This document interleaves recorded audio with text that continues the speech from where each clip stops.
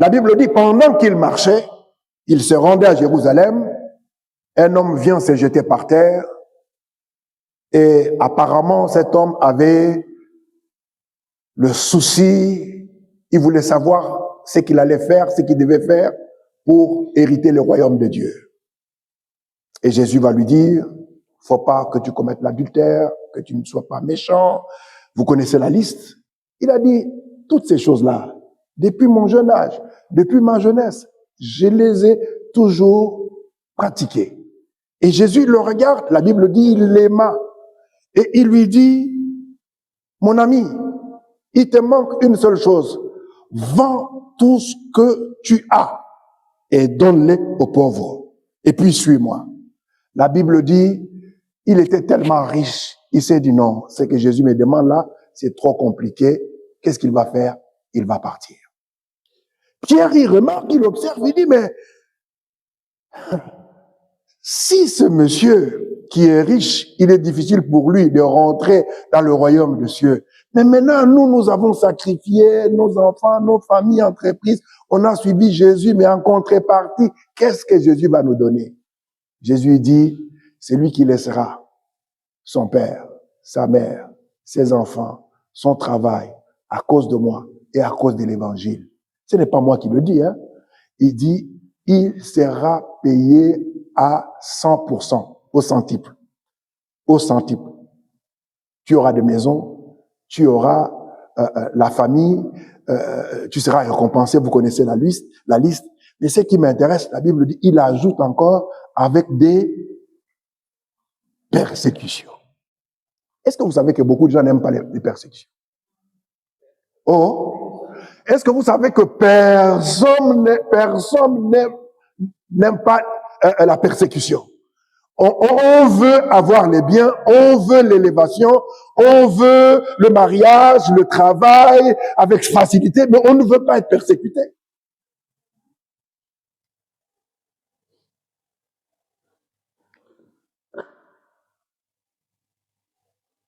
Après avoir parlé, Jésus revient, il dit, vous qui êtes avec moi, il s'adresse aux disciples, on va à Jérusalem. Mais cette fois-ci, ce n'est pas pour des guérisons, des délivrances, des paroles de connaissance. On va à Jérusalem. À Jérusalem, là, moi, je serai arrêté. Je serai livré entre les mains des pécheurs. On va me frapper, on va cracher sur moi. Et après, je vais mourir. Mais le 3e jour, je ressusciterai. Les fils des Zébédée, ils ont oublié tout ce que Jésus avait dit, parlé avec le jeune riche, avec comment il avait répondu à Pierre, et tout ce qu'il a dit concernant ce qui va se passer, dans ce qui va lui arriver. Ils ont dit, oh, tu seras ressuscité. Ah, c'est pour la première fois, Jésus, que quelqu'un prédit sa mort, il meurt, et puis il ressuscite. Je suis sûr, moi et mon frère, tu seras une célébrité. Tu ne seras pas seulement une célébrité sur la terre, mais tu seras aussi une célébrité au ciel. Quand tu seras dans ta gloire là, célébré, hein, devant les anges, les Paul, les Abraham, les Isaac, tous qui nous ont précédés là. Ah, Jésus, moi et mon frère. Parce que là, ça dépasse même la gloire de Michael Jackson. C'est rien. Au ciel, il y aura les Japonais, les Chinois, les Africains, les entiers, tous. Jésus, nous avons une demande stratégique. Il faut que moi et mon frère, que l'un soit à ta droite et l'autre à ta gauche. Jésus dit, est-ce que vous savez ce que ça va vous coûter? Alors, je vous pose la question. Est-ce que vous savez ce que ça va nous coûter? Pour que toutes les promesses que Dieu nous a faites puissent se réaliser. Beaucoup de gens pensent qu'il faut seulement prier. C'est vrai. Mais il y a un coût il y a un prix à payer. Il n'y a pas d'élévation spirituelle sans qu'il y ait de prix à payer. Et l'apôtre Pierre, l'apôtre Paul plutôt, il le souligne dans Philippiens au chapitre 3, le verset 8. Il dit que le nom de Jésus, Yeshua, aujourd'hui on pense que si on le dit en hébreu, c'est là où ça sonne bien. Du temps de Jésus, lorsque Jésus est arrivé, il y avait des Yeshua. Il y avait des gens qu'on appelait Jésus. Il y avait des gens qu'on appelait Jésus. Avant, pendant et après. Mais ce qui a fait la différence entre le Jésus que nous invoquons et les autres, c'est que le nôtre a payé le prix. La Bible dit au verset 8,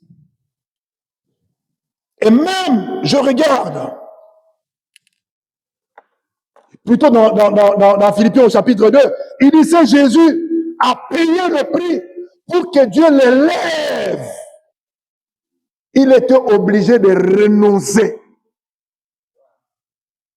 à qui il était, bien qu'il était l'égal de Dieu. Il n'a pas vu comme un proie arraché, c'est-à-dire se battre, s'affirmer, s'imposer. De lui-même, il a décidé de se dépouiller de qui il était pour devenir un simple homme, et il a accepté d'aller jusqu'à la croix et même de mourir.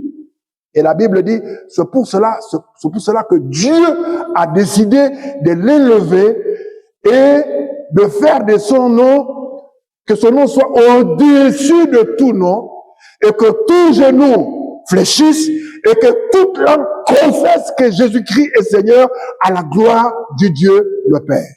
Donc, si Jésus n'avait pas payé le prix, on pouvait invoquer Jésus, il n'y aurait pas de réaction. Pourquoi?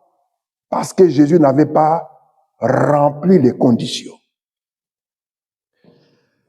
Écoutez-moi. Ce que le ciel donne gratuitement et ce que la terre exige comme sacrifice. Dans le monde spirituel, il existe une loi immuable. Toute manifestation spirituelle exige un prix naturel. Pour venir ici, pour que nous ayons ce culte, il y a des gens qui se sont privés de sommeil. Il y a des gens qui ont travaillé toute la semaine. Il y a des gens, j'ai vu maman Martine travailler hier de 21h jusqu'à 23h. Mais ce matin, ça n'a pas été facile. Vous vous êtes dit, non, j'ai envie de dormir. Il fait froid dehors, mais je veux me lever. Je veux me lever. Et pendant même que je prêche, il y a des gens qui ont sommeil. C'est là où tu te sens, le sommeil te berce. Et tu as envie de dormir, mais tu dis, mais il faut que j'écoute ce vieux-là avec ses cheveux blancs. Il faut que je l'écoute quand même. Écoutez-moi, dans le monde spirituel, il existe une loi immuable. Toute manifestation spirituelle exige un prix naturel. Le ciel donne la grâce, mais la terre exige la discipline. Beaucoup veulent les résultats du royaume sans accepter le roi du royaume. Tu dois connaître la parole de Dieu. C'est pour ça que Dieu exhorte Josué. Il lui dit, médite la parole de Dieu nuit et jour. Que cette parole ne s'éloigne point de ta bouche. Si tu veux avoir du succès, si tu veux être élevé spirituellement, il faut que cette parole ne s'éloigne pas de ta bouche.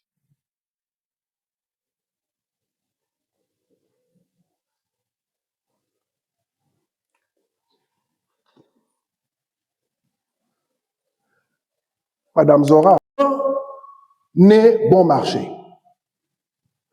Il n'y a rien de précieux que vous pouvez obtenir sans payer le prix. Faites attention avec les choses qui coûtent moins cher. J'ai dit, faites attention avec les choses qui coûtent moins cher. Si tu veux une belle paire de chaussures, il faut mettre les moyens qu'il faut. Vous savez, il y a des paires de chaussures que j'ai achetées, ça va faire au moins 15 ans. 15 ans, j'ai la paire de chaussures. Quand tu regardes la paire de chaussures, c'est comme si je l'avais achetée il y a 2 mois, 3 mois. Mais ça va faire 15 ans que j'ai la paire de chaussures. Parce que j'ai mis les moyens, le prix qu'il faut. Pour que Yom Kishore puisse avoir une église de plus de 700 000 membres, pendant des années, il a prêché devant 5 personnes. Et lui-même, il disait, quand je prêchais devant 5 personnes, je ne voyais pas 5 personnes, mais je voyais des milliers, des centaines de personnes. Il a payé le prix. Mon ami, il n'y a rien, je dis bien, il n'y a rien de puissant qui est bon marché.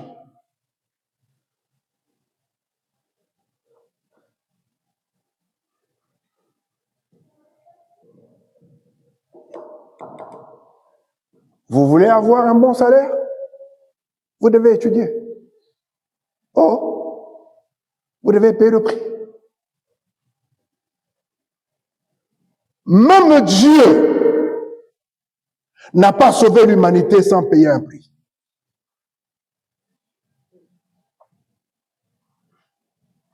Oh, est-ce que vous savez qu'aujourd'hui, les gens ne veulent pas? Ils ne veulent pas payer le prix. Ils veulent que les choses tombent du ciel. Que la manne tombe. Dis à ton voisin, le temps de la manne est passé. Même pour sauver, changer la vie des sorciers, des magiciens, des gens comme Paul, Dieu a payé le prix, et le prix le plus cher. Philippiens chapitre 2, comme je le disais, à partir du verset 5, la Bible dit, « Ayez en vous les sentiments qui étaient en Jésus-Christ, lequel, existant en forme de Dieu, n'a point regardé comme une proie à arracher d'être égal à Dieu, mais s'est dépouillé lui-même en prenant une forme de serviteur, en devenant semblable aux hommes, et ayant paru comme un simple homme, il s'est humilié lui-même, se rendant obéissant jusqu'à la mort, même jusqu'à la mort de la croix. C'est pourquoi aussi Dieu l'a souverainement élevé et lui a donné le nom qui est au-dessus de tout nom, afin qu'au nom de Jésus, tout genou fléchisse dans le ciel, sur la terre et sous la terre, et que toute langue confesse que Jésus-Christ est Seigneur, à la gloire de Dieu le Père. Il a payé le prix.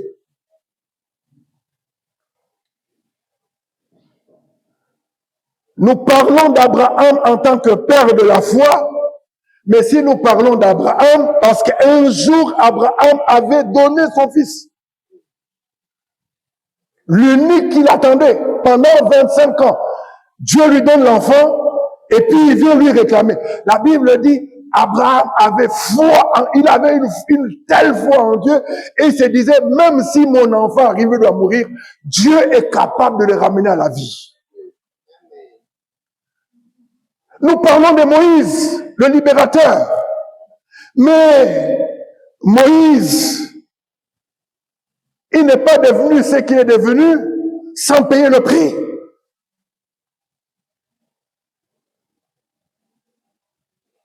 Nous parlons de Joseph, mais Joseph n'est pas devenu premier ministre comme ça.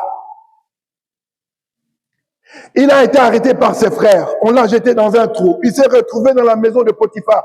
De la maison de Potiphar, il se retrouve en prison. C'est à partir de la prison que Dieu l'élève. Nous parlons de David. Le psaume 51 nous montre que David était le fruit d'adultère et que son père avait honte de lui. C'est comme ça qu'il va lui confier il était le plus jeune de la famille. Son père va lui confier, il va lui dire, toi, tu fais la honte de la famille. À chaque fois que je te vois, à chaque fois qu'on cite ton nom, tu me rappelles mon erreur, l'erreur que j'ai pu commettre. Toi, il faut que tu t'occupes des bergers, et plutôt que tu t'occupes des brebis. Pendant qu'il s'occupait des brebis, il avait un cœur droit. Le caméra, le satellite de Dieu, l'a localisé là où il était. Dieu n'a pas localisé sa taille, mais il a localisé l'état de son cœur. Alléluia. Il a été rejeté. Non seulement il a été rejeté, il a eu des combats dans sa vie. Même quand il a été loin, il est rentré dans la maison, au palais, dans la maison royale. Ça, il a découvert que ce petit, il ne vient pas seulement pour chanter. Il ne chante pas comme tout le monde. Il est différent des autres. Ce petit, il risque de me remplacer un jour. La Bible dit, il va mettre une stratégie pour mettre fin à sa vie. Mes amis, vous ne deviendrez jamais ce que vous voulez devenir si vous n'acceptez pas de payer le prix. Est-ce que quelqu'un m'entend? Il y a toujours un prix à payer. Je vous avais donné l'exemple d'une femme, elle joue souvent la guitare. Tracy Chapman. Elle jouait à la guitare, et puis un jour, elle arrive dans une grande manifestation. Il y a eu un problème. Le temps qu'on enregistre, qu'on arrange la musique, on a dit, ok, toi, tu peux, en entendant que les stars chantent, toi, tu vas chanter. Mais ce que les gens ne savaient pas, elle avait la sémence de la grandeur en elle. Elle avait le sémence de la grandeur en elle, et elle avait payé le prix qu'il fallait. Lorsqu'on lui a donné une opportunité, elle a sorti tout ce qu'il y avait dans son ventre, et les gens l'ont découvert. Depuis ce jour jusqu'au moment où je vous parle, elle est toujours au top. Elle n'est pas souvent sur les réseaux sociaux. Elle est discrète. Mais c'est une grande dame. Un prédicateur de l'évangile, l'évangéliste Talingano, on l'invite en Corée du Sud devant des grands serviteurs de Dieu. Chaque serviteur qui devait prêcher, il avait au moins 45 à 1 heure. Mais lui, on va lui donner seulement 15 minutes parce que c'était un Africain. Il n'est pas beau de visage, il n'avait rien pour attirer les gens. On lui dit, toi, tu n'as que 15 minutes. Il a dit, merci, c'est suffisant pour moi. Mais comme il avait déjà payé le prix de la grandeur, il a prêché pendant 12 minutes. Et les 3 minutes, il a laissé au Saint-Esprit de faire son travail. Yongisho s'est levé, il a dit, mon gars, je t'ajoute encore 45 minutes, tu peux parler encore 45 minutes. Oh, alléluia. Je dis à quelqu'un, le prix que tu payes dans ton intimité, je dis le prix que tu payes lorsqu'il n'y a pas de caméra, il n'y a pas Facebook, il n'y a pas Twitter, il n'y a pas de gens, il n'y a pas de photographes. Le prix que tu payes dans l'intimité, il y a un témoin qui assiste à ce que tu fais. Ce témoin-là, c'est le Saint-Esprit. Il le voit. Et j'ai l'habitude de dire, lorsque tu réussis à convaincre Dieu dans le secret, Dieu va te célébrer en public. Je sens dans mon esprit que quelqu'un a payé le prix et que le ciel a décidé de célébrer la vie de quelqu'un. Le temps est arrivé où Dieu va te célébrer, où Dieu va te faire sortir de l'obscurité, de l'anonymat, du rejet, là où il y a personne qui pouvait te remarquer, qui pouvait parler de toi, mais le ciel va parler de la qualité de ton intimité avec Dieu dans le secret. Toutes ces personnes dont je viens de vous parler, Abraham, Moïse, Joseph, David, ça s'est passé, ils étaient seuls, mais avec Dieu. Qui d'entre nous a rencontré Moïse ou Joseph? ou David. Mais on continue de parler avec eux. Je dis, paye le prix qu'il faut. Ne néglige pas le temps que tu passes dans la prière. Ne néglige pas le temps que tu passes dans la méditation de la parole de Dieu. Ne néglige pas le temps de la répétition. Vous les musiciens, ne néglige pas. Vous avez un maestro. Vous avez le meilleur coach. Les gens payent pour se faire coacher. Les gens payent pour se faire former. Ils payent cher. Moi, je vous dis, je suis une formation. Je suis en train de suivre une formation. Mais si je vous dis le prix, j'ai dit, mais Martine, le travail que tu fais, mais c'est pas possible. C'est gratuit. 4000 et quelques euros qu'il faut payer pour se faire coacher. Et je vois, il y a des présidents de la République, il y a des ingénieurs, il y a des médecins, il y a des professeurs d'université. Ils payent cher pour se faire coacher. Et quand on leur pose la question, mais pourquoi vous participez à la formation? Ils disent, parce que nous voulons être les meilleurs dans notre domaine. Nous payons le prix qu'il faut. Il n'y a rien de grand qui se paye gratuitement. Est-ce que vous avez compris? Il y a toujours un prix à payer, un prix élevé à payer. Et aujourd'hui, nous sommes en train de payer ce prix. Je quitte là où nous sommes. Vous venez de très loin. Il fait très froid. Au lieu de rester chez nous à la maison. Mais on dit non, je me réveille, je veux me doucher. Je prends la voiture, je pars à l'église, je paie le taxi. Je me sacrifie. Le ciel voit. Deuxième principe.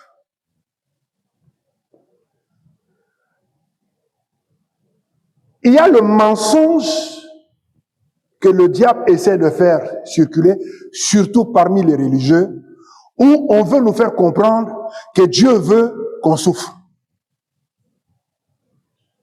En disant, mais s'il nous a parlé de Joseph, Joseph a souffert. Moïse aussi, il a souffert. Abraham lui-même, il a souffert. David, il a souffert. Donc c'est que Dieu veut que je souffre. Non, non. Ça, c'est le mensonge. Écoutez-moi. Dieu ne glorifie pas la souffrance, mais il glorifie la transformation par la souffrance. Ça veut dire que lorsque Dieu permet que tu passes par des moments difficiles, je veux le dire autrement. J'ai ma propre tante dont le mari était directeur général d'un grand hôtel. C'est ma tante, la petite sœur à ma mère. Et puis un jour, elle m'appelle au salon et me dit, Élie, si tu veux que je te donne de l'argent de poche, il faut que tu travailles le week-end. Comme sentinelle. J'ai dit, mais comment? C'est pas possible. C'est ma mère. C'est ma tante. Ses enfants, ce sont mes cousines. Comment moi, je dois travailler le week-end pour qu'elle me donne l'argent de poche?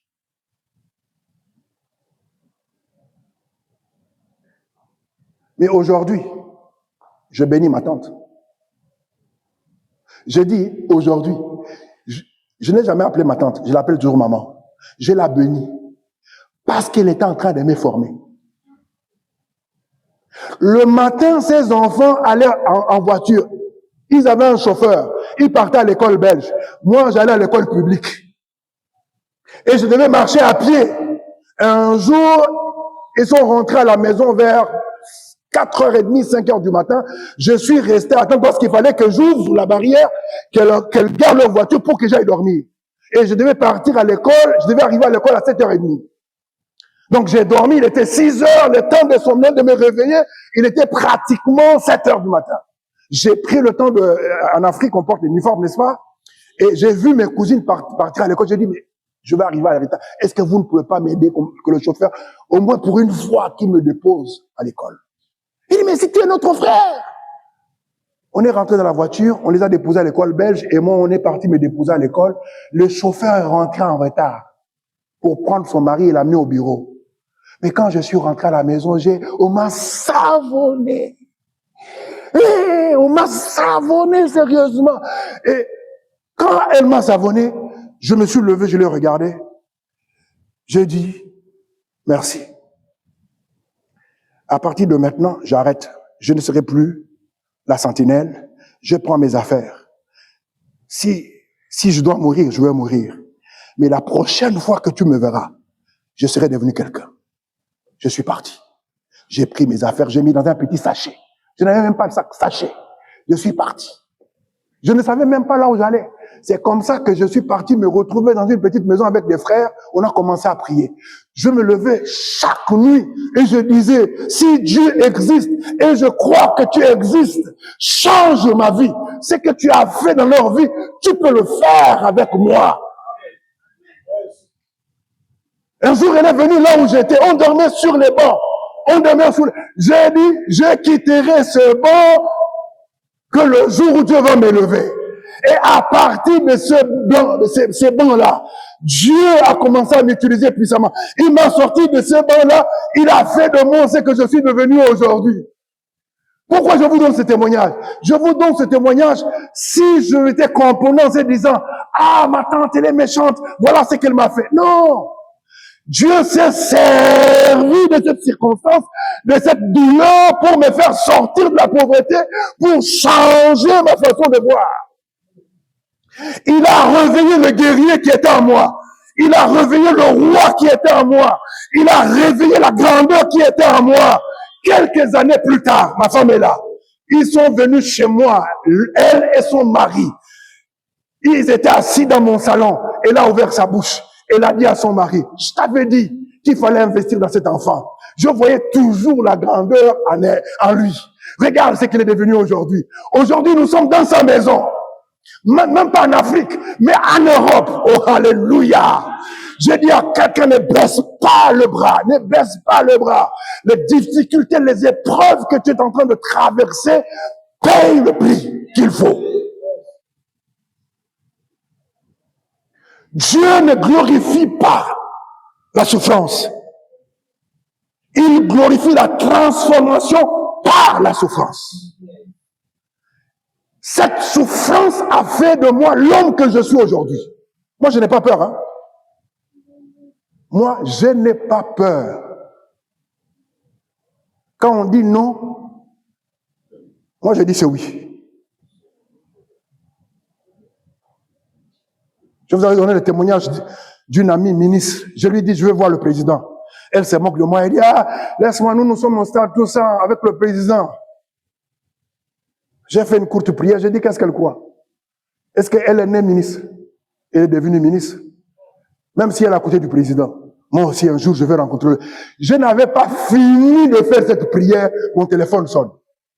C'est le gendre du président qui m'appelle. Il me dit, prophète, tu es où? Je dis, je suis dans un restaurant en train de manger. Il dit, tu es loin de ton hôtel? Il dit, non, repars vite dans ton hôtel, porte une belle chemise. J'ai dit, tu m'amènes où? Il dit, prophète, va seulement, porte la chemise. J'ai porté la chemise, il est venu avec sa jupe et m'a dit, je t'amène quelque part. On arrive au palais. Tout le monde, on les fuit, mais nous, vers, on rentre, tac, tac, tac, tac, tac, tac. Mais tu m'amènes ici, je ne savais pas. Et quand je rentre, je trouve la ministre en question. Mais moi, je rentre escorté. Il y avait des gardes du corps, au moins 9 personnes tout autour. On rentre, on ouvre les portes. Et moi-même, je me dis, mais qu'est-ce qui m'arrive? Et quand elle me voit, elle me regarde, elle disait, annonce, d'ailleurs, ce soir, après, on sera avec le président. Mais maintenant, là où elle était, Dieu m'amène. Parce que j'ai prononcé des paroles de foi. Et on m'a fait asseoir à la table de la famille présidentielle. Elle me regardait. Moi aussi, je la regardais. Et je faisais semblant. Elle me regardait, je la regardais. À un moment donné, quand le président arrive, après avoir mangé, je vous épargne. Maintenant, les gens demandaient, ils voulaient aller soit saluer le président ou dire quelque chose. Je vois la fille du président, elle se lève. Elle va dire à son père, le prophète est là. Et son père lui dit, mais demande au prophète de venir. Je vois la ministre aller maintenant demander au service de sécurité, est-ce que moi aussi je veux? On dit non, non, madame, c'est pas possible. Ministre, on l'a bloqué. Boum. Quand on l'a bloqué, moi j'étais en train de passer maintenant. Je passe, je la regarde. On m'amène à l'oreille du chef. Regardez le courage. Je regarde le président, je dis au président, monsieur le président, il dit présentez-vous. Je dis, je suis le prophète. Il dit, oh mais on va parler de vous déjà. Je dis oui, monsieur le président. Je suis venu vous dire que moi je peux vous aider. Je vois le président, il fait comme ça. Il me regarde. Il dit, vous pouvez m'aider. Ok. Je vais tout faire pour bousculer mon calendrier pour que je puisse vous recevoir. Mes amis, Dieu ne glorifie pas la souffrance, mais il glorifie la transformation qu'apporte la souffrance. Qu'est-ce qui a fait que je sois un homme qui n'a pas peur? Moi, je suis un autodidacte. Je n'ai pas peur. Je ne suis pas complexé. Je peux parler devant un roi, devant un général. Je parle devant des grands professeurs, des génies. Les gens, ils parlent beaucoup. Moi, je suis là, je suis calme. Ma femme est là. Je l'ai amenée dans des pays. Ma femme me dit, mais toi, comment tu es arrivé? Comment tu es rentré dans ce pays? Je rentre dans des pays où on dit, on ne rentre pas. Et je suis dans une voiture derrière. Lorsqu'il y a des embouteillages, on met les gyrophares. Je me regarde même, je dis, je suis noir dans un pays. Je dis, mais qu'est-ce qui se passe? La souffrance. Au travers de la souffrance, j'ai été transformé. Je dis à quelqu'un, bénis tous ceux qui t'ont fait du mal. Tous ceux qui t'ont humilié, tous ceux qui t'ont rejeté, c'est grâce à leur rejet que tu es là où tu es aujourd'hui. À cause de leur méchanceté, ils pensaient qu'ils pouvaient te détruire, mais leur méchanceté, Dieu l'a transformé. Oh, alléluia! J'ai dit, tu as payé le prix. Il y a encore un autre prix à payer, parce que tu n'es pas encore arrivé là où Dieu veut que tu arrives. Est-ce que je parle à quelqu'un ce matin? On va y arriver. Deuxième principe que je viens de vous donner, la souffrance n'est pas une bénédiction, c'est un outil. Le feu ne sert pas à détruire de l'or, il sert à révéler sa valeur, à purifier, à enlever les déchets et sortir le produit. Les difficultés, les épreuves, le rejet, la méchanceté des gens est en train de te façonner. Aujourd'hui, dans ma famille, on me respecte. Mais les gens qui ont flatté, les gens qui ont donné de l'argent, ils continuent aujourd'hui à attendre qu'on donne de l'argent. Mais aujourd'hui, moi, je n'attends pas qu'on me donne de l'argent, mais moi, je donne de l'argent aux gens. Est-ce que quelqu'un est béni ce matin? Troisième principe. Jésus a payé le prix pour ton salut, mais pas pour ta destinée. Jésus a payé pour ta rédemption, ton identité. Tu es enfant de Dieu. L'Esprit lui-même rend témoignage à ton esprit que tu es enfant de Dieu. Jésus a payé le prix pour ta rédemption, pour ton rachat. Tu as été racheté. Tu as été racheté. Tu as une identité. Tu n'es pas n'importe qui. Dieu est ton Père. Tu as l'Esprit de Dieu. Tu as la vie de Christ. Tu as la foi de Christ. Tu as l'onction de Christ. Tu es avec Christ. Et tu as accès au Père. Mais la Bible dit, depuis le temps de Jean-Baptiste jusqu'à présent, le royaume des cieux est forcé. Et ce sont les violents qui s'en emparent. Matthieu chapitre 11, le verset 12. Ce sont les violents qui s'en emparent. Nous allons payer le prix qu'il faut, qu'il pleuve, qu'il neige, qu'on traverse de moments difficiles. On ne baissera pas les bras. On ne va pas reculer.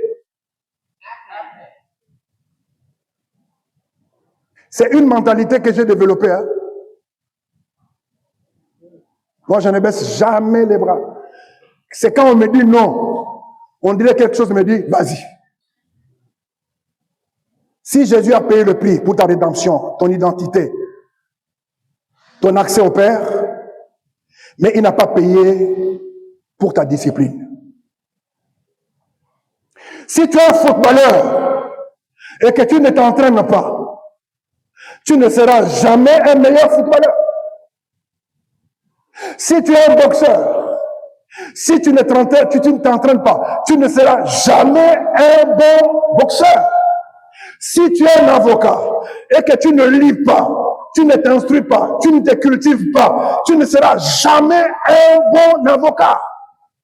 Jésus a payé pour ta rédemption, pour ton identité, pour que tu aies accès au Père, mais il n'a pas payé pour ta discipline, tes choix, ta responsabilité, ton caractère.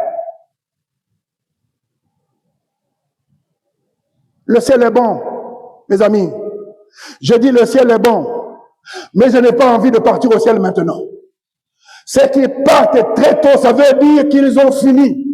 Ils ont fini leur course, que Dieu les bénisse, que Dieu les accompagne, mais quelle est ma responsabilité? Lorsque quelqu'un part, je dois me poser une seule question. Si demain, il m'arrivait de partir, lorsque je vais me retrouver devant Dieu, quel sera mon langage? Est-ce que le Seigneur va me dire, bon et fidèle serviteur, ou le Seigneur va me dire, tu es mort par hasard, tu es mort parce que tu étais indiscipliné. Il y a des gens qui meurent parce qu'ils ne font pas de sport. Il y a des gens qui meurent très tôt parce qu'ils mangent très mal. Il y a des pasteurs qui font des AVC parce que ils ne font jamais du sport. Oh! Écoutez-moi, ça va vous choquer ce que je vous dis. Personne ne vous attend au ciel. Parce que Jésus lui-même, il revient. Nous savons que nous tous, nous partirons. Mais ne pars pas avant le temps. Ne pars pas parce que tu es indiscipliné. Ne pars pas parce que tu te dis, ah ok, nous voulons partir au ciel et tu manges mal, tu ne t'entraînes pas. Non, non, non, non. Non, non. Moi, avec ma femme, même ma femme me fait attention. Il me dit, l'âge que tu as aujourd'hui, tu ne peux pas manger n'importe quoi. Tu ne peux pas manger la chikwang à 23h, à minuit, et puis tu penses que la nuit, Dieu va venir t'aider. C'est pas possible. À un certain âge, il y a des choses que tu peux manger, il y a des choses que tu ne peux pas manger. Il a payé pour ta discipline, il a payé pour tes choix, il a payé pour ta responsabilité. Il n'a pas payé plutôt pour ta discipline, pour tes choix, il n'a pas payé pour ton caractère. Il faut que tu saches que la vie sur terre, et nous sommes en mission. Toi et moi, nous sommes en mission. Si j'ai fini ma mission, en tant que chrétien, je n'ai pas peur de la mort. Je dis, je n'ai pas peur de la mort. Je n'ai pas peur de la mort. Nous autres là, on a déjà affronté la mort. La femme est là, plusieurs fois, quand on était dans le 20e. J'étais hospitalisé à l'hôpital où on m'a dit que j'avais 3 mois pour vivre. 3 mois. J'ai été empoisonné. 3 mois pour vivre. J'ai été opéré 9 fois. Je sortais dans le Moyen-Orient, dans un pays dans le Moyen-Orient, entre ce pays et la Turquie. L'avion a failli s'écraser. J'ai vu les gens, excusez-moi le terme, faire chier dans l'avion. J'ai vu les gens faire pipi, les gens s'évanouir. J'ai tenu le gars qui était à côté de moi. Je lui ai dit, mon ami, nous allons traverser cette tempête parce que nous n'avons pas fini notre mission. Il n'est pas question qu'on meure. Lorsque j'ai fini de parler, l'avion a pris de l'altitude. Et nous sommes arrivés jusqu'aujourd'hui, mon gars, mon ami, là, maman Martine connaît. Il me dit, à chaque fois qu'on parle, on me dit, toi et moi, nous sommes liés, nous avons une alliance. Tu te rappelles, on voulait mourir. Mon ami, tu ne mourras pas tant que tu n'as pas fini ta mission. Tu es en mission. Tu n'es pas venu seulement pour le mariage, tu n'es pas venu pour faire des enfants, tu n'es pas venu seulement pour voyager, acheter des maisons. Tu es en mission. Découvre ta mission. Accomplis ta mission. Bats-toi pour que la mission que Dieu t'a confiée soit faite. 4e principe.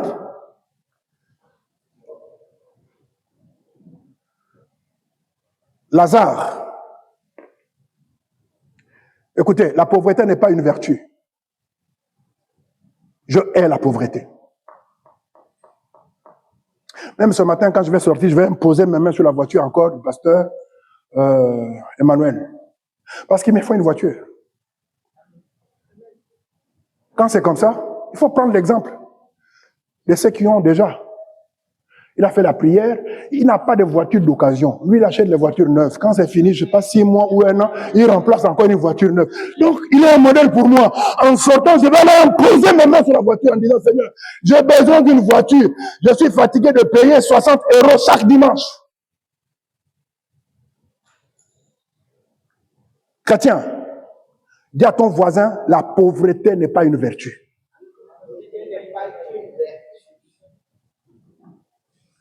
Lazare n'est pas allé au ciel parce qu'il était pauvre, mais parce qu'il était déclaré juste par sa foi en Dieu. Mais le riche n'est pas allé en enfer parce qu'il était riche, mais parce qu'il ne croyait pas en Dieu et qu'il était sans compassion. Principe 4 que vous devez retenir, ce n'est pas ce que tu possèdes qui te condamne, mais c'est qui te possède. C'est qui te possède. C'est qui te contrôle. Comme ce riche qui était venu à Jésus. Jésus lui dit, vends tous tes biens et donne-les aux pauvres. Il a dit non, c'est très compliqué parce qu'il était très riche. Le problème, ce n'est pas parce qu'il était riche. Le problème, c'est qu'il s'est laissé contrôler par la richesse. Je ne veux pas que ma richesse me contrôle. Je ne veux pas que mon mariage me contrôle. Je ne veux pas que ma santé me contrôle. Je ne veux pas que mon mariage me contrôle. Je ne veux pas que ma femme me contrôle. Je ne veux pas que mes enfants me contrôlent. Dieu est ma priorité. Je dis Dieu est ma priorité. Je ne suis pas lié à l'église, je ne suis pas lié à ma femme, ni à mes enfants, mais je suis lié à ma mission. C'est la mission qui a fait que Dieu me donne la femme que j'ai pour m'aider à accomplir la mission. Alléluia. Est-ce que je parle à quelqu'un? Je dis Dieu m'a donné une femme. Je dis Dieu m'a donné une femme, non pas seulement pour faire des enfants, mais Dieu m'a donné une femme équipée pour qu'elle puisse m'aider à m'accomplir dans la mission que Dieu m'a confiée. Si Dieu te donne quelqu'un seulement pour faire des enfants, c'est qu'il y a un problème qui ne va pas. Je vois notre pasteur, elle prêche l'évangile, mais Dieu lui a donné un mari qui est équipé, qui est musicien, qui est professeur, qui est capable de soutenir son ministère. Ça veut dire que même si nous tous, nous ne sommes pas là, à eux deux là, ils peuvent commencer quelque chose. Elle prêche et le mari chante.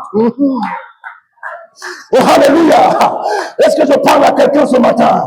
Je dis à quelqu'un, non, la pauvreté n'est pas une vertu.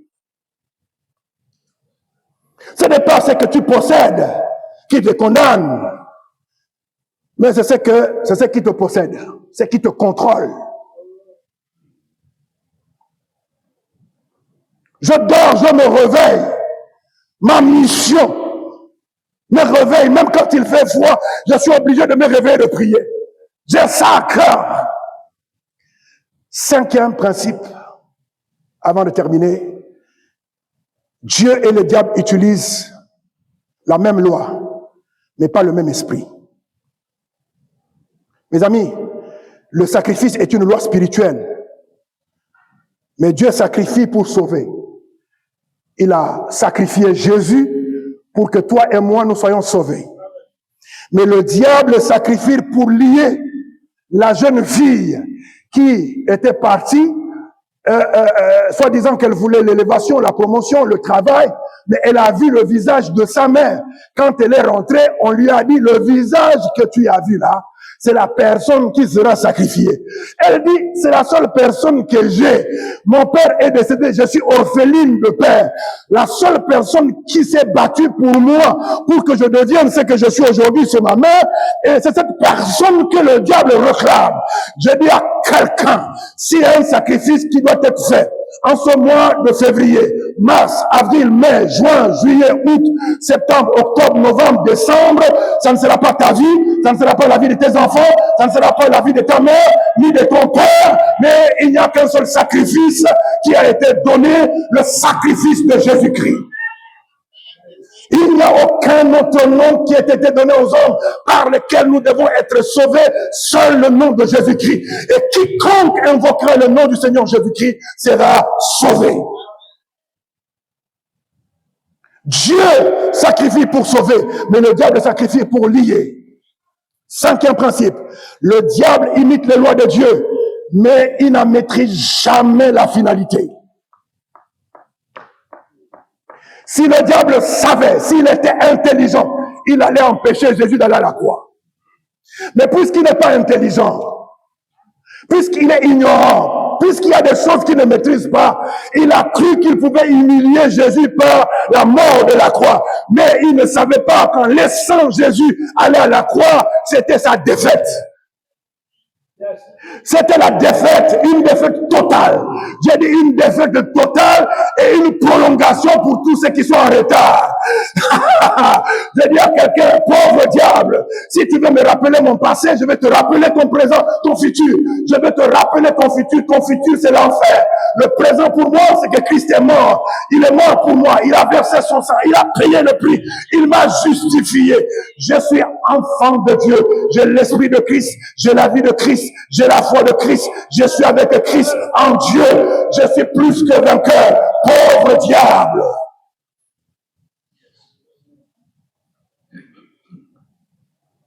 Sixième principe, et je finis.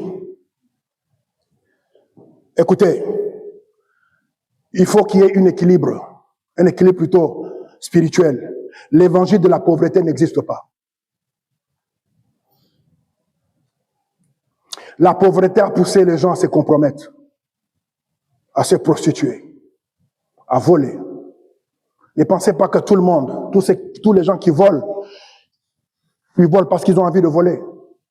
Un policier a arrêté une jeune femme aux États-Unis, c'est un témoignage que j'ai vu sur les réseaux sociaux, parce qu'elle n'avait pas de quoi manger. Il est parti voler, il était obligé d'aller voler pour donner à ses enfants à manger. Et quand il est arrivé à la maison, il a posé la question à cette femme, pourquoi tu as volé? Et il dit, parce que je n'avais rien. Je suis seul avec 7 enfants à nourrir. Ce policier a sorti de l'argent et il a donné à cette femme. Mes amis, ne méprisez jamais quelqu'un. Ne critiquez jamais quelqu'un. Vous ne savez pas par où les gens passent, les moments difficiles. Les gens traversent, ils connaissent des moments difficiles. L'évangile de la pauvreté n'existe pas. Ne pensez pas parce que vous êtes pauvre, vous allez aller au ciel. Ce n'est pas vrai. L'évangile aussi de la prospérité magique où on pense qu'on prie seulement, on prie et puis les choses vont tomber, l'église va grandir. En priant seulement, l'église va grandir. Non, l'église ne va pas grandir seulement en priant. Si les gens ne se lèvent pas, si les gens ne s'engagent pas à servir Dieu, à évangéliser, si les gens ne s'engagent pas à payer leur dîme, à donner des offrandes, et un jour on va se réveiller un bon matin, on n'a plus de salle.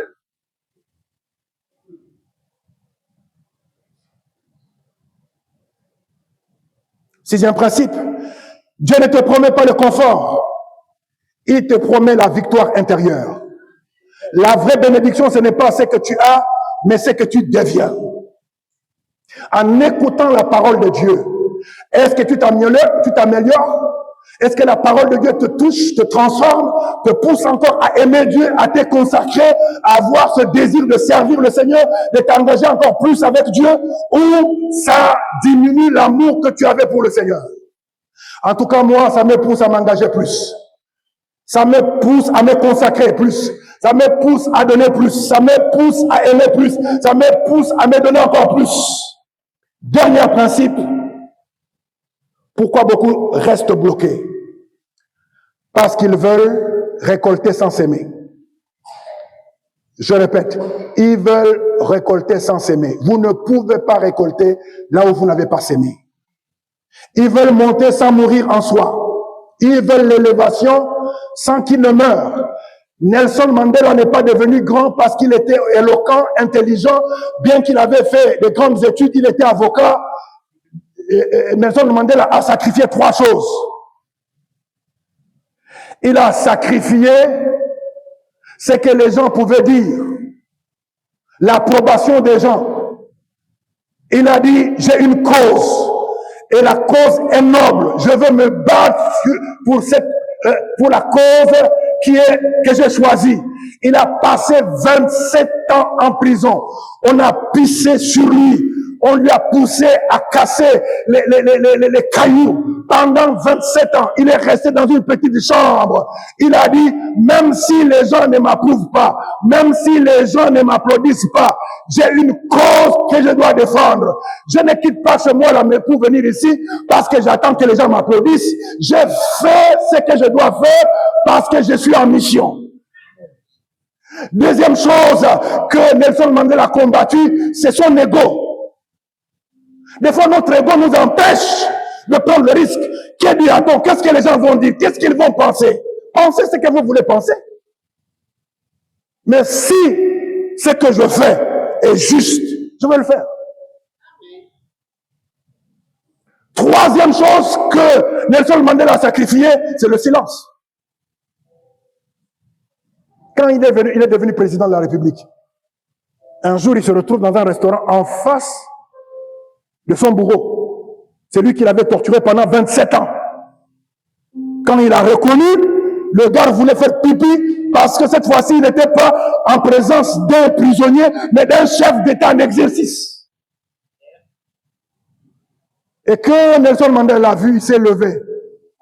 Il est parti le chercher et il l'a amené à sa table. Ils ont déjeuné ensemble. Le gars a failli faire pipi. La grandeur. Toutes les personnes qui pensent qu'on va échouer. Toutes les personnes qui nous souhaitent le mal. Que Dieu les garde en vie. Je dis que Dieu les garde en vie et qu'ils ne deviennent pas myopes. Qu'ils viennent à la table pour voir ce que Dieu a fait, ce que Dieu va faire avec l'église Rehoboth. Ils vont voir, ils viendront à l'inauguration le jour où nous allons payer totalement la salle sans crédit. Nous allons payer le montant cash. Nous allons transformer et mettre les chaises. Nous allons équiper la salle. Il faut que Dieu les garde longtemps. Pas d'esprit de vengeance, pas de rancune, pas de méchanceté, pas de jalousie. Non, mon cœur est en paix. Personne ne peut toucher à mon âme. Personne ne peut toucher à ma paix. Personne. Je finis en disant ceci, mes amis. Vous ne pouvez pas récolter là où vous n'avez pas semé. Vous ne pouvez pas monter si vous n'acceptez pas de mourir. Régner, vous ne pouvez pas régner sans la discipline. Vous ne pouvez pas briller sans la formation. Le ciel ne bloque personne. Mais ce sont les lois que l'homme refuse d'appliquer qui les bloquent. Si tu refuses de payer le prix aujourd'hui, je dis toujours à mes enfants, j'avais l'habitude de dire à Josh, mon fils, si tu joues maintenant, tu seras obligé de travailler dur demain. Mais si tu travailles maintenant, demain, tu auras le temps pour jouer. Parce que ce sont d'autres personnes qui travailleront pour toi. Je vous prie de vous lever.